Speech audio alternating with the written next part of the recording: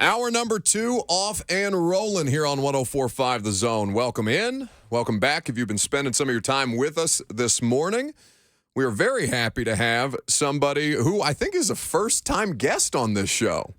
Titans President Burke Nihill is kind enough to spend some time in studio with us today. I'm sorry that this is the first time that we've done this. As am I. Let's make it the first of many. I think you guys are going to be in the news for a little while longer, so there are probably going to be a few more opportunities to do this. So very exciting stuff. If you haven't seen it, the Titans about an hour ago put out a very well-produced video and a couple of stadium renderings of what this new 2026 stadium plan and campus surrounding it on the new part of the East Bank that you guys are going to occupy is going to look like. This has to be something that you all collectively are fired up towards because it's just another step in the process of something that is pretty unique. Yeah, we've been working on this for, 6 or 7 months on a new building concept. But as those of you who've been following this would remember, we originally had started down the path of a renovation. And the renovation process really had us digging into, what is authentically Nashville and how might a stadium in Nashville look different than a stadium in Las Vegas or Los Angeles or some other place. So when we started working on a potential new stadium design, we weren't starting from flat ground. We'd already done a lot of research and thinking about what a great stadium facility in this particular city, this particular state might look like. But I would say this is pretty unusual to have concepts that are this well developed at this phase because, as you know, Buck, we still have a ways to go here to make this project a reality. Very, very pleased to have announced a deal with Mayor Cooper last week. But we still have to work with City Council and listen to their questions and answer their questions. We still have to work with the Metropolitan Nashville Sports Authority, who is the ultimate landlord of that stadium. And that process is going to take months, not weeks. But we had to get concepts much earlier than you would typically get concepts like this for 2 reasons. One, we had to figure out whether there was a stadium that could fit on that site. So if you pull up a map and look at an overhead view, looks like there's a stadium-shaped parking lot off to the east between our stadium and the La Quinta and the highway. But it's just not quite that easy. You can't superimpose one building and just assume that another one's going to fit. There's things like loading docks and how do you work through a construction zone where you've got put down areas and you got to lay down cranes and that sort of thing. So we had to know whether there was a building that could fit. That was one. The second is we needed to know what it would cost to build a building like that. We had contractors along for the ride as we were working with the architects that were giving us advice about, this material versus that material. Both of them are durable. Both of them look great. This one's $7 a square foot cheaper than the other one. We just didn't want to put together a potential project, get into the process and realize that the building costs much, much more than we realized. So these contractors have given an opinion that we know what this building is going to cost to build. The budget that we announced with Mayor Cooper builds in that level of thinking. So that's why we have the benefit of these concepts this early. Typically, this is something that would come much, much later in the process. But to your point, we're very, very excited about where we landed. A lot of really smart people that it's been a really fun project to try to build something and imagine what's possible here in Nashville. Titans President Burke Nihill in studio with us talking about these new stadium renderings and as a part of the process that is the 2020 or the plan for August 2026 for this stadium to be operational and for the team to be able to take advantage of and start using. I think that, for as you talk about the timeline for the process, you put out pictures and then talk about Metro Council meetings. People are already foaming at the mouth, Burke. You know how that works. We got very, very short attention spans in the sports world. But I do think that the August 26th goal, it initially struck me as ambitious. And I guess why was that the targeted date for you guys, for you and the city? Why did that make the most sense? And what is it that I guess gives you confidence that is going to be achievable? Yeah, there's several reasons. There was a point when we were talking about 2026 when there was the possibility of the World Cup choosing Nashville. So there was originally a hard date that we were working towards. But it's the construction schedule. How long does it take to build a building like that? And we've got an internal construction manager who just continuously updates what a potential construction schedule would look like. And 2026 is still in play. It's still the goal. What I would tell you is we're not going to stick to an arbitrary date of 2026 if it ends up that the design process is taking longer, the full design process, or if the construction process to get it right and make sure it's a durable building that lasts generations takes longer. This isn't a building that's being built for one season. This is a building that's being built for generations. And so we'll take the time to get it right, both in terms of a design, in terms of construction process. And so if that means that 26 the building isn't ready, that's a consequence that we'd be willing to live with. But as we sit here today, 26 is absolutely still in play.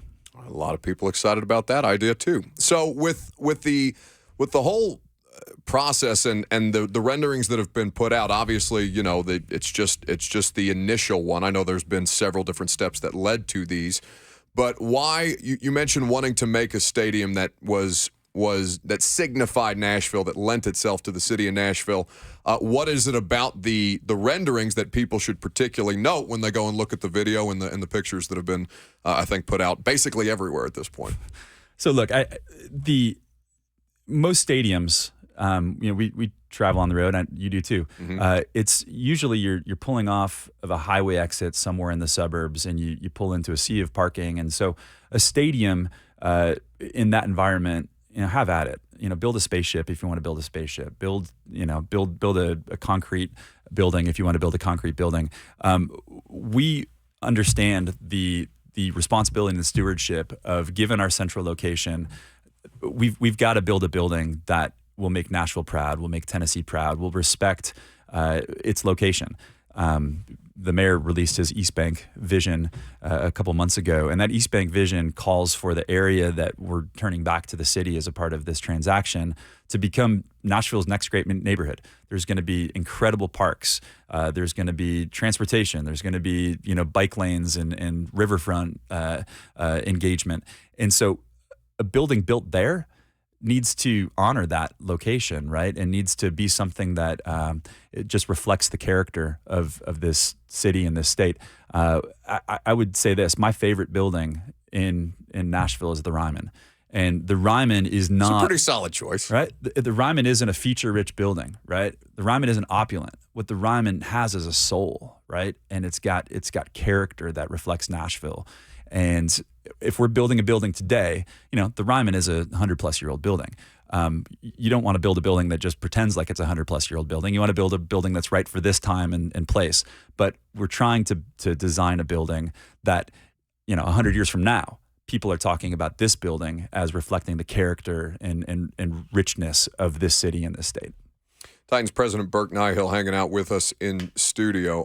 The renderings look really, really unique, and I now that you mention the Ryman, it's got I understand the aesthetic, at least in concept, that makes it fit with the spot where it is currently, where the plans would have it currently located. I think the biggest question outside of all of this that really caught my attention or kind of piqued my interest was the capacity of 60,000. I know initially at the press conference you had said between 55 and 60,000, and you immediately followed that up by saying, before you ask, this is the size stadium that will allow us to accommodate a Super Bowl and similar large events that way. So there's this league memo out there that said there was a requirement of between 65 and 70,000 for Super Bowls. But obviously, before you go through the process of this, you were in communication with the league about, hey, if we do this thing, are we going to be able to host the league's biggest event as a part of that? Right. I mean, players used to smoke cigarettes in the locker room in the NFL. Things change in the NFL, and so it used to be that they had an arbitrary cap of or limit of 70,000 capacity to host a Super Bowl. That's a concept they've moved past long ago. Okay. This year's Super Bowl is going to be played in a building with less than 70,000 capacity. We are. I would describe the people who work on Super Bowl type events and fan experience generally. I would describe them as friends. They're people we got to know very, very well during the draft process. They were here this weekend, and we have been in touch from the earliest moments. We were in touch with them when we were thinking about a renovation, and when we shifted to a new stadium. They have helped inform what is the ultimate NFL experience and one that reflects this particular market. And they love this building. They absolutely love this building. From the commissioner on down, they love this building, and they love this city. This city showed out back in 2019. You can have the greatest plans for an event like the draft or an event like the Super Bowl or the Combine, but it's really about the people embracing it in a city, and that's what they saw in Nashville. And it wasn't just the fans and the public who showed up, but it was the businesses who supported it. It was the police force. It was the community leaders who Nashville is just a different place. We all know it. This is why we love this place. This place has the spirit of optimism and generosity, and we're easy to work with compared to other cities. And there's no question in my mind that they will be very excited to come back here with their biggest and best events. It's been several months since we had Butch Spiriton on, but that was basically, what he alluded to as well, as it had to have been around the World Cup prior to Nashville missing out on that opportunity. But I think the thing that really stood out is it not only, created this relationship clearly between the city of Nashville, the Tennessee Titans as an organization, and the NFL and its partners. It seems to me that it's changed the way that they do a lot of these events after how successful that was, and haven't necessarily been able to replicate elsewhere, which also speaks, I think, to the job that the city did that week. Yeah, Butch and I went out to Philadelphia during it would have been the 2017 NFL draft as kind of a scout team for Nashville.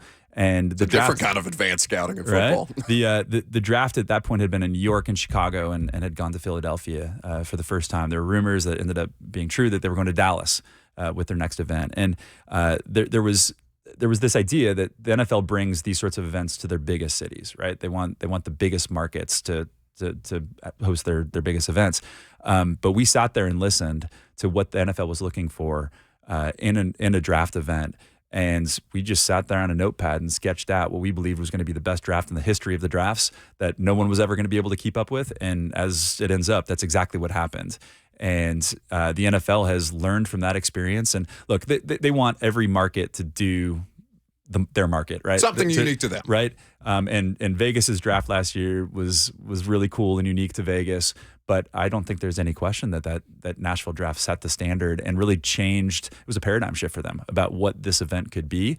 And, whether it's the Super Bowl, whether it's the Combine, I think, whether it's the Final Four, I think Nashville can have that same impact on some of the biggest and best events in the world if there's a facility that can host the actual event itself. This is like legacy type stuff, though. Like, to get a stadium built among NFL organizations and ownership groups, like this is the kind of stuff that people remember for a very, very long time. To talk to Coach Mack about it when he was the head coach of the Cardinals, and the whole process, I know it's a different angle, but the whole process that he went through as a part of trying to help get that stadium built. I mean, this is something. How significant is that? How conscious of that fact are you guys? I know, there are obviously other reasons that it's being done, but this is really, really meaningful stuff. I don't want to breeze too quickly past the other reasons that this is being done, because that is actually where I personally, and I think our organization and Amy get the most gratification. This started off with a long-standing financial concern that was really difficult to solve. There's an aging city-owned building and a lease that's really hard on the taxpayers. And we'd gone to sports authority meetings for years, and we'd have conversations with the board members about how we ultimately solve this challenge. And we pursued the renovation opportunity, and it ended up that didn't make financial sense. And that the final result here is a state, a city, a team, other community leaders coming together to creatively create a win-win-win across the board is just massively gratifying. The design, I think, is beautiful, and I think that this building, if built, could be an absolute city and state icon that is just celebrated for generations. I really believe that. But the process of getting here, for those of us who've been working on this, it's been really hard because we've come up against challenges and hurdles, and that all of these different entities with different interests and stakeholders who saw things from different angles, that we were able to come up with a solution that we genuinely believe everyone wins. Everyone from the status quo to what is possible here is in a better position, and this building becomes a reality. is really, really gratifying. And on top of that, these acres and acres of asphalt that right now, as we sit here on a Tuesday at about 11 o'clock, are just dormant without much activity, becomes this really, really special, generationally great part of our town, and we can start engaging the riverfront for locals and families to start enjoying. I mean, this is just an incredible outcome, and the building is almost kind of the last thing that I think about when I think about all of that, because it's been this long journey, and but it sure is a nice cherry on top. Before we let you get out of here, because Kevin Byard is coming up next. He's doing some really cool stuff with Campbell's Chunky Soup. Let's go to Jason. Jason, name something that lasted longer than Matt Ryan's Colts career. Hello? Go, Jason. Hey, what's going on, guys? Hey, I didn't know. I couldn't remember if y'all said if it's Matt Ryan's playing career for the Colts or his entire time there. Just the Colts. I was going to say, I had two then. I was going to say my friend, my neighbor, he's got his Halloween decorations up longer than he was a Colts fan for Matt Ryan. And then the other one was the stadium. They've been talking about playing for the stadium longer than Matt Ryan was a Colt. They have been talking about a new Titans stadium longer than Matt Ryan played for the Colts. Burke, thank you. Thanks for having me, Buck. Kevin Byard.